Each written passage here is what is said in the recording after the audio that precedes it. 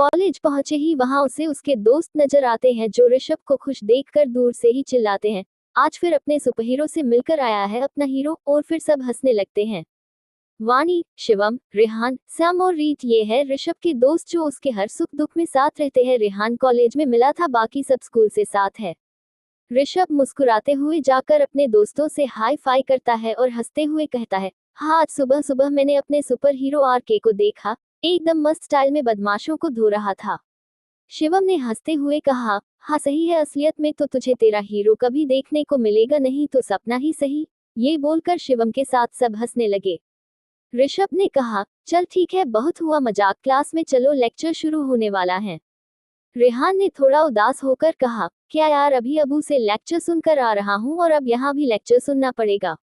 वानी ने भी मुंह बनाते हुए कहा, मैं तो नहीं जाने वाली, मेरे डैड ने भी कल रात को काफी लेक्चर दिया था, इसलिए मैं भी अब और नहीं सुन सकती। सैम ने हंसते हुए कहा, मेरे मॉम डैड तो बिजनेस के कारण बाहर गए थे, इसलिए मुझे किसी ने कुछ नहीं कहा। शिवम ने हंसते हुए कहा, ऋषभ यार तू सही है, तेरे पापा तुझे कभी कम मार्क्स लाने पर लेक्चर नहीं देते बल्कि तुझे मोटिवेट करते हैं कि कोई बात नहीं बेटा, थोड़ा और ध्यान दो और अगली बार और अच्छे मार्क्स ले आना। हा हा हा। फिर सब हंसने लगते हैं।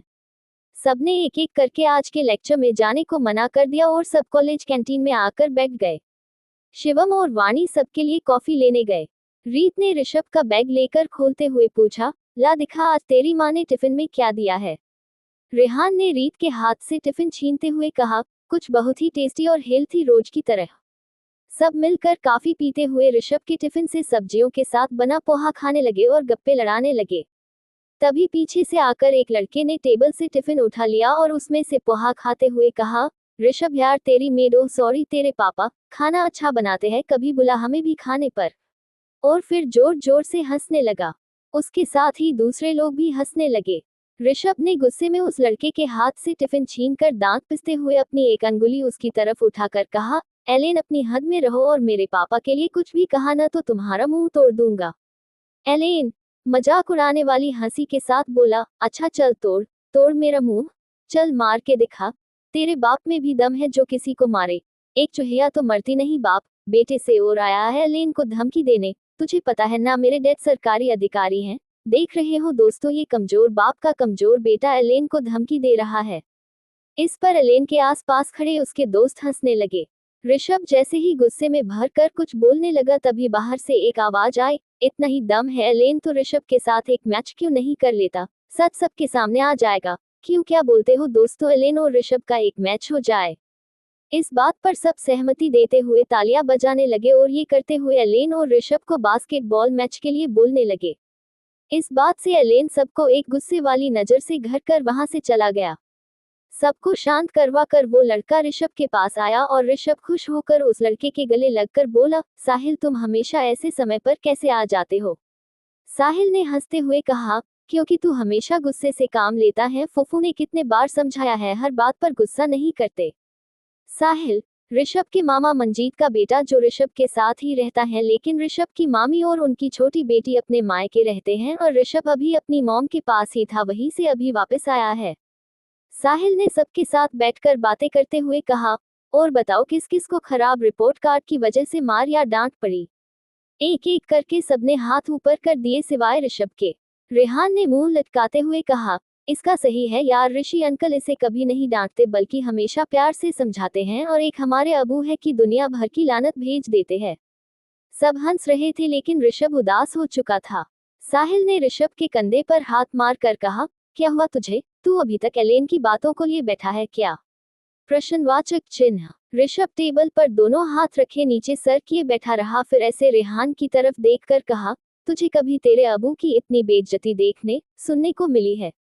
अब सब शांत हो गए, किसी ने कुछ नहीं कहा। ऋषभ काफी दुखी हो चुका था, उसकी आंखों में उदासी छाई हुई थी।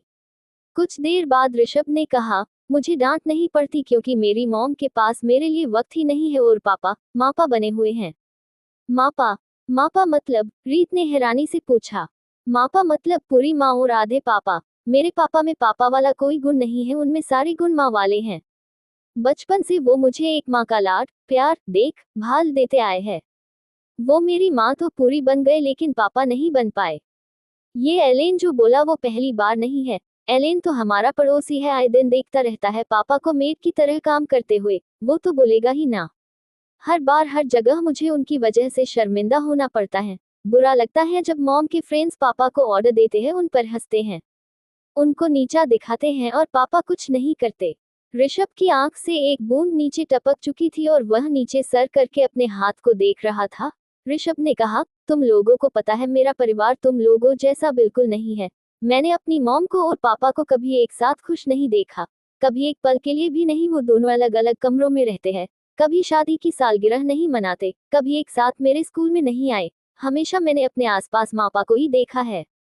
मैं अपने मापा से बहुत प्यार करता हूँ, मुझे अच्छा लगता है उनके साथ। मेरी हर परेशानी, हर दुख का हल होता है उनके पास। वो मेरे लिए इतना कुछ करते हैं जितना शायद तुम लोगों की माँ भी ना कर पाती हो। लेकिन मेरे पापा एक साधारण परिवार के पापा की तरह नहीं है। मुझे मेरे पापा चाहिए और वो भी पूरे। मुझे भी डांट खाने का मन करता है। मैं भी लेट आने पर पापा की मार से डरना चाहता हूँ, लेकिन वो मेरा इंतजार करते हैं, मुझे प्यार से पूछते हैं, कहाँ थे तुम? ठीक तो हो ना? तुमने कुछ खाया क्या? चलो तुम आराम करो, मैं कुछ खाने को लाता हूँ। बस बस बहुत हो चुका, मैं बड़ा हो चुका हूँ, मुझे इतनी केयर नहीं चाहिए। मुझे मेरे सुपर हीरो पापा चाहिए।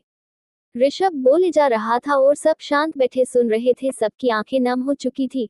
ऋषभ ज्यादातर खुश ही रहता था कॉलेज और दोस्तों के बीच, वो अपने पापा को याद नहीं करता था, लेकिन आज वह सबकी बातें सुनकर कुछ ज्यादा ही दुखी हो गया, इसलिए अपने अंदर का सारा गुबार निकाल दिया। ऋषभ सब बोलकर अपना बैग उठाकर वहां से चला गया और सब एक दूसरे का मुंह देखने लगे। साहिल भी ऋषभ के पीछे चला गया, लेकिन उसके पास नहीं गया, उससे थोड़ी दूरी पर चलता रहा। शाम हो गई थी और बास्केटबॉल खेलकर ऋषभ का मन भी थोड़ा ठीक हो गया था।